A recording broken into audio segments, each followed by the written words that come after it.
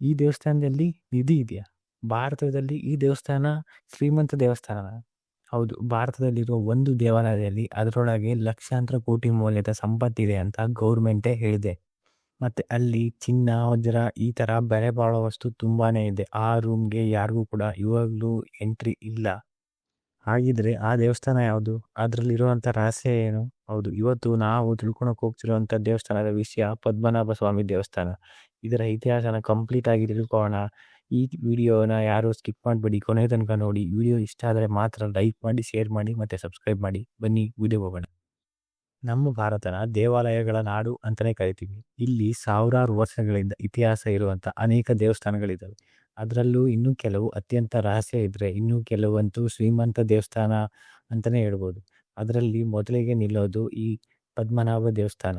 ಇದು ಕೇರಳದ ತಿರುವನಂತಪುರಂನಲ್ಲಿದೆ. ಇದು ಭಗವಾನ್ ಶ್ರೀ ವಿಷ್ಣು ಅವರ ಒಂದು ರೂಪವಾದ ಪದ್ಮನಾಭ ಸ್ವಾಮಿಗೆ ಅರ್ಪಿಸಲಾಗಿದೆ ಈ ದೇವಸ್ಥಾನನ. ಇನ್ನು ಈ ದೇವಸ್ಥಾನಕ್ಕೆ ಸಾವಿರಾರು ವರ್ಷಗಳ ಇತಿಹಾಸನೇ ಇದೆ. ಮತ್ತೆ ಇನ್ನು ಕೆಲವು ಪುರಾಣಗಳಲ್ಲಿ ಈ ಸ್ಥಳನ ವಿಷ್ಣುವಿನ ಆರಾಧನೆ ನಡೀತಿತ್ತು ಅಂತಾನೂ ಹೇಳಿದ್ದಾರೆ. ಇನ್ನು ಈ ದೇವಸ್ಥಾನನ ನಿರ್ಮಾಣ ಮಾಡಿದ್ದು ಟ್ರಾವನ್ಕೋರ್ ರಾಯಲ್ ಫ್ಯಾಮಿಲಿಯವರು. ಅದು ಸುಮಾರು 18ನೇ ಶತಮಾನದಲ್ಲಿ ಅಂತಾನೆ ಹೇಳ್ತಾರೆ. ಮತ್ತೆ 1750ರಲ್ಲಿ ಮಾರ್ತಾಂಡವರ್ಮ ಅನ್ನೋ ಒಬ್ಬ ರಾಜ ಒಂದು ಮಹತ್ವದ ನಿರ್ಧಾರನ ತಗೊಂತಾರೆ. ಅವರು ತಮ್ಮ ಸಂಪೂರ್ಣ ರಾಜ್ಯನ ಭಗವಾನ್ ಪದ್ಮನಾಭ ಸ್ವಾಮಿಗೆ ಅರ್ಪಿಸ್ತಾರೆ. ಇನ್ನು ಈ ದೇವಸ್ಥಾನನ ದ್ರಾವಿಡ ಮತ್ತೆ ಕೇರಳ ಶೈಲಿನಲ್ಲಿ, ಅಂದ್ರೆ ಅಲ್ಲಿ ಏನಿದೆ ಆ ಸ್ಟೈಲ್ನಲ್ಲಿ ನಿರ್ಮಾಣ ಮಾಡಿದ್ದಾರೆ. ಮತ್ತೆ ಈ ದೇವಸ್ಥಾನ ಏನ್ ಗೋಪುರ ಇದೆ ಸುಮಾರು 100 ಅಡಿ ಎತ್ತರ ಇದೆ. ಮತ್ತೆ ಈ ದೇವಸ್ಥಾನದಲ್ಲಿ ಒಳಗಿರೋದು ವಿಷ್ಣುವಿನ ಮೂರ್ತಿ ತುಂಬಾ ವಿಶೇಷವಾಗಿದೆ ಅಂತಾನೆ ಹೇಳ್ಬೋದು. ಭಗವಾನ್ ವಿಷ್ಣು ಇಲ್ಲಿ ಆದಿಶೇಷ ಆಗಿ ಮಲಗಿರೋ ರೂಪದಲ್ಲಿ ಇದೆ. ಮತ್ತೆ ಇದನ್ನ ಅನಂತ ಶಯನ ಅಂತ ಕರೀತಾರೆ.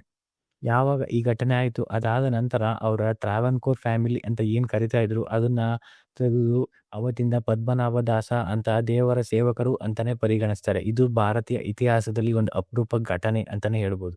ಮತ್ತೆ ಈ ಮೂರ್ತಿ ತುಂಬಾ ದೊಡ್ಡದಿದೆ. ಒಂದೇ ಸರಿ ನಾವು ದೇವ್ರನ್ನ ಪೂರ್ತಿಯಾಗಿ ನೋಡಕ್ ಆಗೋದಿಲ್ಲ. ದೇವ್ರನ್ನ ಸಂಪೂರ್ಣವಾಗಿ ನೋಡ್ಬೇಕಂದ್ರೆ 3 ಬಾಗ್ಲಲ್ಲಿ ನೋಡ್ಬೇಕು. ಯಾಕೆಂದ್ರೆ ದೇವರು ಮಲಗಿದೆ.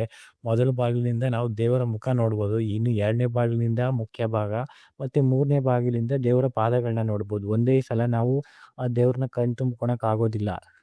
ಇದು ಈ ದೇವಸ್ಥಾನದ ವಿಶಿಷ್ಟ ಅಂತಾನೆ ಹೇಳ್ಬೋದು. ಇನ್ನು ಈ ದೇವಸ್ಥಾನನ ವಿಶ್ವದ ಅತ್ಯಂತ ಶ್ರೀಮಂತ ದೇವಾಲಯ ಅಂತಾನೆ ಕರಿತೀವಿ. ಅದು ಯಾಕೆ ಅಂದ್ರೆ ಇಲ್ಲಿ ಇರುವಂತಹ ಗುಪ್ತ ಭಂಡಾರ ಅಂದ್ರೆ ನಿಧಿ, ಇಲ್ಲಿ ನಿಧಿ ಇದೆ ಅಂತ ಹೇಳ್ತೀವಿ. ಅದಕ್ಕೆ ಇದನ್ನ ಭಾರತದಲ್ಲೂ ಕೂಡ ಇವತ್ತಿಗೂ ಕೂಡ ನಾವು ಇದೇ ದೇವಸ್ಥಾನನ ಶ್ರೀಮಂತ ದೇವಸ್ಥಾನ ಅಂತ ಕರಿತೀವಿ, ತಿರುಪತಿನ ಅಲ್ಲ. ಇನ್ನು 2011ರಲ್ಲಿ ಭಾರತದ ಸುಪ್ರೀಂ ಕೋರ್ಟ್ ಆದೇಶದ ಪ್ರಕಾರ ಅಲ್ಲಿ ತುಂಬಾ ಸೀಕ್ರೆಟ್ ರೂಮ್ಸ್ ಇದಾವೆ. ಅದನ್ನ ಪರಿಶೀಲನೆ ಮಾಡಿದಾಗ ಅಲ್ಲಿ ACDEF ಅಂತ ಡಿವಿಷನ್ ಇದೆ, ಅಂದ್ರೆ ವಿಭಾಗಗಳು. ಅಲ್ಲಿ ಕಂಡುಬಂದಂಥ ಸಂಪತ್ತು ಇವತ್ತಿಗೂ ಕೂಡ ಆಶ್ಚರ್ಯವಾಗಿರುತ್ತೆ. ಯಾಕೆಂದ್ರೆ ಅಲ್ಲಿ ಸುಮಾರು ಸಾವಿರಾರು ಕಿಲೋ ಚಿನ್ನ ಮತ್ತೆ ವಜ್ರ ಇದೆ, ಮತ್ತೆ ತುಂಬಾ ಬೆಲೆ ಬಾಳುವಂಥ ವಸ್ತುಗಳಿದ್ವು. ಅದರಲ್ಲೂ ಕೆಲವು ಚಿನ್ನದ ಸರಗಳು ಮತ್ತೆ ಏನು ಚಿನ್ನದ ಆಭರಣಗಳಿದ್ವು ಅವಂತೂ ತುಂಬಾ ಹಳೆ ಕಾಲದ್ದು ಅಂತಾನೆ ಹೇಳ್ತಿದ್ದಾರೆ. ಮತ್ತೆ ಈ ದೇವಸ್ಥಾನದಲ್ಲಿ ಅತ್ಯಂತ ರಹಸ್ಯ ಅಂದ್ರೆ ಅದು ಬಿ ವಾರ್ಡ್. ಇವತ್ತಿಗೂ ಕೂಡ ಈ ಕೋಣೆಗೆ, ಈ ರೂಮ್‌ಗೆ ಯಾರಿಗೂ ಕೂಡ ಎಂಟ್ರಿ ಇಲ್ಲ. ಮತ್ತೆ ಈ ಕೋಣೆ ಬಾಗಿಲು ಮೇಲೆ 2 ದೊಡ್ಡ ನಾಗಗಳ ಚಿಹ್ನೆನೇ ಇದೆ. ಇನ್ನು ಕೆಲವರು ಇದನ್ನ ನಾಗಬಂಧ ಅಂತಾನೆ ಕರೀತಾರೆ. ಮತ್ತೆ ಇದನ್ನ ಪರಂಪರೆ ಪ್ರಕಾರ ಸಾಮಾನ್ಯವಾಗಿ ಬಾಗಿಲನ್ನ ತೆಗಿಬಾರ್ದು ಅಂತಾನೆ ಹೇಳ್ತಾರೆ. ಮತ್ತೆ ಅಲ್ಲಿನ ಜನನೂ ಕೂಡ ನಂಬ್ತಾರೆ. ಇನ್ನು ಕೆಲವರು ಇದನ್ನ ತೆಗೆದ್ರೆ ಏನಾದ್ರೂ ಸ್ವಲ್ಪ ಕೆಟ್ಟದಾಗ್ಬೋದು ಅಂತಾನೂ ಹೇಳ್ತಾರೆ. ಮತ್ತೆ ಈ ಕಾರಣದಿಂದ ಆ ಸೀಕ್ರೆಟ್ ರೂಮ್‌ನ ಇವತ್ತಿಗೂ ಕೂಡ ಯಾರು ಓಪನ್ ಮಾಡಿಲ್ಲ, ಮಾಡೋ ಹಾಗೂ ಇಲ್ಲ.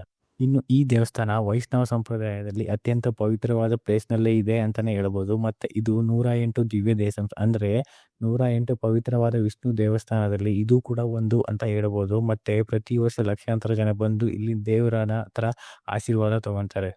ಮತ್ತೆ ಇವತ್ತಿಗೂ ಕೂಡ ಈ ದೇವಸ್ಥಾನನ ಟ್ರಾವನ್ಕೋರ್ ಫ್ಯಾಮಿಲಿ ಅಂದ್ರೆ ಆ ರಾಜರ ಕುಟುಂಬ ಏನಿದೆ ಅವರೇ ನಡೆಸ್ತಾ ಇದ್ದಾರೆ. ಮತ್ತೆ ಈ ದೇವಸ್ಥಾನದೊಳಗೆ ತುಂಬಾ ಕಟ್ಟುನಿಟ್ಟಾದಂಥ ನಿಯಮ ಇದೆ. ಅಂದ್ರೆ ಪುರುಷರು ಯಾರೇ ಹೋದ್ರು ಕೂಡ ಶಲ್ಯ ಮತ್ತೆ ಪಂಚೆ ಇದೇ ರೀತಿ ಹೋಗ್ಬೇಕು. ಮತ್ತೆ ಮಹಿಳೆಯರು ಯಾರೇ ಹೋದ್ರು ಕೂಡ ಸಾಂಪ್ರದಾಯಿಕ ಬಟ್ಟೆಲೇ ಹೋಗ್ಬೇಕು. ಬೇರೆ ಉಡುಪನ್ನ ಧರಿಸೋ ಹಾಗಿಲ್ಲ, ಮಾಡರ್ನ್ ಡ್ರೆಸ್‌ನ ವೇರ್ ಮಾಡೋ ಹಾಗಿಲ್ಲ.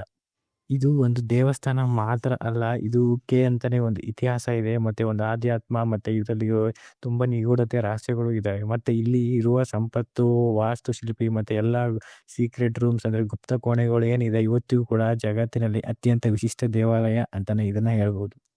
ಒಟ್ಟಾರೆ ಹೇಳೋದಾದ್ರೆ ಭಾರತದಲ್ಲಿ ತುಂಬಾ ದೇವಸ್ಥಾನ ಇದಾವೆ. ಆದ್ರೆ ಸಂಪತ್ತು, ರಹಸ್ಯ ಮತ್ತೆ ಇತಿಹಾಸ ಒಂದೇ ಜಾಗದಲ್ಲಿ ಇದೆ ಅಂದ್ರೆ ಅದು ಇದೇ ದೇವಸ್ಥಾನ, ಪದ್ಮನಾಭ ಸ್ವಾಮಿ ದೇವಸ್ಥಾನ ಅಂತಾನೆ ಹೇಳ್ಬೋದು. ಇವತ್ತಿಗೂ ಕೂಡ ಕೆಲವು ರಹಸ್ಯಗಳು ಇನ್ನೂ ಯಾರಿಗೂ ಗೊತ್ತಿಲ್ಲ. ಮುಂದೊಂದು ದಿನ ಆ ರಹಸ್ಯನ ಯಾರಾದರೂ ಬಹಿರಂಗ ಮಾಡ್ತಾರಾ ಇಲ್ವಾ? ಅದೇ ಥರ ಆ ರಹಸ್ಯ ಶಾಶ್ವತವಾಗಿ ರಹಸ್ಯವಾಗಿಯೇ ಉಳಿಯುತ್ತಾ ಅಂತ ನೋಡಬೇಕು. ಈ ವಿಡಿಯೋ ನಿಮಗೆ ಇಷ್ಟ ಆದರೆ ಲೈಕ್ ಮಾಡಿ ಮತ್ತು ಶೇರ್ ಮಾಡಿ. ಮತ್ತು ಇನ್ನಷ್ಟು ಇಂತಹ ಮತ್ತಷ್ಟು ಸ್ಟೋರಿಗಳಿಗೋಸ್ಕರ ನಮ್ಮ ಚಾನಲ್ ಸಬ್ಸ್ಕ್ರೈಬ್ ಮಾಡಿ.